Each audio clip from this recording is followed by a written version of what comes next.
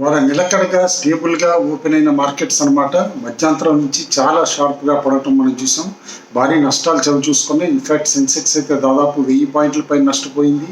And Nifty కూడా దాదాపు 300 పాయింట్లు నష్టపోవటం చూసాం. బ్యాంక్ నిఫ్టీ కూడా దాదాపు 900 పాయింట్ల దాకా నష్టపోవటం చూసాం.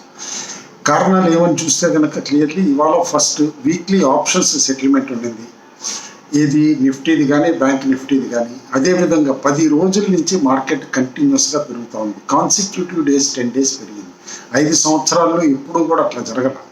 కాబట్టి సెటిల్మెంట్ రోజున కాస్త ప్రాఫిట్ బుకింగ్ ఎక్స్పెక్టెడ్ ఉండింది. ప్రాఫిట్ బుకింగ్ వచ్చింది. అయితే నార్మల్ ప్రాఫిట్ బుకింగ్ కంటే ఎక్కువగా భారీగా సెల్లింగ్ వచ్చింది. ఎందుకంటే మధ్యాహ్నం నుంచి ఎస్పెషల్లీ 1 గంట నుంచి యూరోపియన్ మార్కెట్స్ ఎప్పుడైతే ఓపెన్ అయినాయో యూరోప్లో కోవిడ్ కేసెస్ పెరగటం వలన తిరిగి ఫ్రాన్స్ ఇంకా కొన్ని దేశాల్లో అనమాట కొత్తగా కర్ఫ్యూస్ పెట్టడం, లాక్డౌన్స్ పెట్టడం ఇవన్నీ కూడా అనమాట మార్కెట్స్ వేరీ చేసుకుని యూరోపియన్ మార్కెట్స్ అన్ని 2 to 2.5% పడిపోవటం చూసాం. యూరోపియన్ మార్కెట్స్ ఎప్పుడైతే కనుక వీక్గా ఓపెన్ అయినాయో యుఎస్ ఫ్యూచర్స్ కూడా స్టాక్ ఫ్యూచర్స్ కూడా దాదాపు 300 పాయింట్ల పైన డౌ కోల్పోవటం కూడా మనం చూసాం. కాబట్టి 1% లోవర్గానే యుఎస్ మార్కెట్స్ కూడా ఓపెన్ అవుతాయి అని చెప్పేసి 1 గంటకే అర్థమైంది. అయితే మన దగ్గరకు వచ్చేసేపాటికి అలాంగ్ విత్ దట్ అనమాట అన్సర్టినిటీ ఏదైతే కనుక ఇంట్రెస్ట్ రేట్స్ పైన ఇటు ఏదైతే వడ్డీ ఆన్ వడ్డీ ఇంట్రెస్ట్ ఆన్ ఇంట్రెస్ట్ పైన సుప్రీంకోర్టు ఇంకా కూడా కాస్త కన్ఫ్యూజన్ పెట్టడంతో అనమాట మార్కెట్స్ నిన్న ఏదైతే ఫైనాన్షియల్స్లో కాస్త రికవరీ తీసుకొచ్చినాయో తిరిగి వాళ్ళ సెల్ ఆఫ్కి లోన్ అవడంతో బజాజ్ ట్విన్స్ దగ్గర నుంచి అనమాట అన్ని ఫైనాన్షియల్ స్టాక్స్ కూడా కొలాప్స్ అవటం చూసాం. ఎక్సెప్ట్ మెటల్స్ ఇవాళ మిగతా అన్ని సెక్టార్స్లో భారీ ప్రాఫిట్ బుకింగ్ వచ్చింది. ఎస్పెషల్లీ ఐటీ స్టాక్స్లో కూడా గత కొద్ది రోజుల నుంచి ఫలితాలకు అనుగుణంగా ఏదైతే ఐటీ స్టాక్స్ చాలా స్ట్రాంగ్ పెర్ఫార్మెన్స్ చూపించినాయో ఈ నెలంతా కూడా అనమాట ఒక క్విక్ ప్రాఫిట్ బుకింగ్కి లోన్ అవటం మనం చూసాం. Even mid cap IT stocks కూడా లైక్ మైంట్రీ కానీ అలాంటి స్టాక్స్ అన్నీ కూడా ఇవాళ కరెక్షన్కి లోన్ అయింది. అయితే ఈ కరెక్షన్ వల్ల భయపడాలా లేకపోతే ఈ కరెక్షన్ కంటిన్యూ అవుతుందా అంటే మాత్రం టెక్నికల్లీ కరెక్షన్ ఇంకా కాస్త కంటిన్యూ అయ్యే పాసిబిలిటీ క్లియర్గా కనిపిస్తుంది. ఎందుకంటే 11,800 స్ట్రాంగ్ సపోర్ట్ ఉండింది. గత కొద్ది రోజుల నుంచి చూసాం కన్సాలిడేషన్ ఉండింది 11,800 to 12,000 దగ్గర. అయితే ఎప్పుడైతే 12,000 దాటలేకపోయిందో నిఫ్టీని అనమాట ఎనీ టైం కరెక్షన్ రావచ్చు అనుకున్నాం. బట్ 11,800 కూడా డౌన్ సైడ్ బ్రీచ్ అవటంతో కట్ అవటంతో ఆల్ ది వే 11,700 బిలో కూడా క్లోజ్ అవటంతో మేబీ ఒకసారి 11,400, 500 మధ్యలో కూడా టెస్ట్ చేసే పాసిబిలిటీ కనిపిస్తుంది. ఈ మంత్లీ సెటిల్మెంట్ 29 వరకు ఉంది.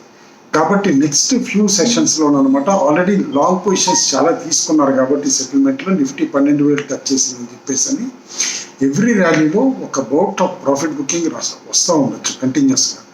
కాబట్టి అన్లెస్ తిరిగి 11,800 పైన నిఫ్టీ నిలబడి స్టేబుల్గా ఉండి ఫ్రెష్ బయింగ్ సెక్టార్ రొటేషన్లో డిఫరెంట్ సెక్టార్స్ ఏమన్నా పెర్ఫామ్ చేస్తే కనుక మేబీ కాస్త స్ట్రాంగ్ అవ్వచ్చు మార్కెట్ ఇక్కడ. అదర్వైజ్ ఒక broad trading range of 11,200 to 400 lower side band, 11,800 to 12,000 upper side band.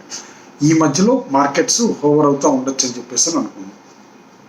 ఇవాళ ఎఫ్ఐఐ సెల్లింగ్ అన్నీ కూడా గణనీయంగా ఉన్నాయని చెప్పేసి చెప్తున్నారు. Maybe end of the day SEBI దగ్గర నుంచి ఫిగర్స్ రిలీజ్ అయిన తర్వాత మనకు తెలుస్తుంది. బట్ ఆల్రెడీ డొమెస్టిక్ ఇన్స్టిట్యూషన్స్ కంటిన్యూస్గా అమ్మటం మనం చూస్తున్నాం.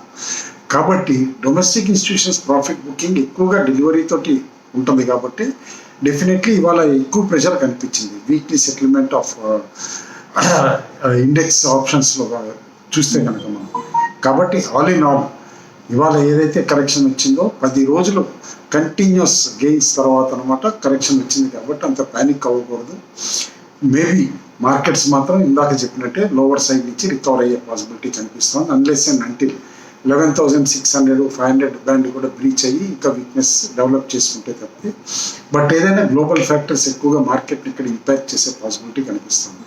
మన దగ్గర స్టిమ్యులస్ కూడా టూ లేట్ టూ లిటిల్ ఇచ్చారని అంటున్నారు. ఈవెన్ 0.2% జీడిపి ఇంపాక్ట్ కూడా ఉండదని అంటున్నారు. మొన్న నిర్మలా సీతారామన్ గారు అనౌన్స్ చేసింది. కాబట్టి దట్ ఫ్యాక్టరీస్ ఆల్రెడీ డిస్కౌంటెడ్ గత 2 రోజులు ట్రేడింగ్లోనే. అయితే యూఎస్లో కూడా ఇప్పుడు ప్రెసిడెన్షియల్ ఎలక్షన్ ముందు స్టిమ్యులస్ రాకపోవచ్చు అని అంటున్నారు. కాబట్టి యుఎస్ మార్కెట్స్ వీక్గానే పెర్ఫామ్ చేసే పాసిబిలిటీ ఉంది అహెడ్ ఆఫ్ ఎలక్షన్స్ అనమాట. ఎందుకంటే next big event for all global markets is US presidential election. One sided victory ఎవరికి వచ్చినా సరే, ట్రంప్ గారికి వచ్చినా బిడెన్ గారికి వచ్చినా కూడా మార్కెట్స్ పాజిటివ్గా రియాక్ట్ అవుతాయి. బట్ అదే నేరోగా ఉండి ఒకళ్ళకొకరు దీనిపైన ఎలిగేషన్స్ చేసుకుని ఓటమిని ఒప్పుకోకుండా కోర్టులకు వెళ్ళటం కానీ అట్లా ఏదన్నా కనుక న్యూసెన్స్ జరిగితే మాత్రం మార్కెట్స్ లైక్ చేయవు. మేబీ బిగ్గర్ కరెక్షన్ కూడా ట్రిజర్ అవ్వచ్చు.